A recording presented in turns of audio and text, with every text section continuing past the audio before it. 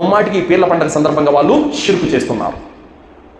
రాగి, ఇత్తడి, సిల్వర్ రేకులను వాళ్ళు తయారు చేసి ఇది ఇమాం హసను, ఇది హుసేను, ఇది ఫాతిమా అంటే మీ చేతులతో మీరు ఆ రేకులను తయారు చేసి వారి పేర్లు పెట్టినంత మాత్రాన అవి నిజంగానే వారు అయిపోతారా?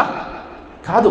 అందుకే అల్లాహ్ సుబ్హానహు వ తఆలా ఖురాన్ గ్రంథంలో అంటున్నాడు, ఖాల అతఅబుదూన మా తన్హితూన్, మీరు మీ చేతులతో చెక్కిన శిలలను మీరు ఆరాధిస్తారా? వల్లాహు ఖలకకుమ్ మా తఅమలూన్, మిమ్మల్ని సృష్టించిన వాడు అల్లాహ్ కదా, మిమ్మల్ని తయారు చేసిన వాడే అల్లాహ్, మీ చేతులతో వేరే వాటిని తయారు చేసుకుంటున్నారు. కావున మనుషులు తమ స్వహస్తాలతో చెక్కుకున్న శిలలను కాదు పూజించాల్సింది.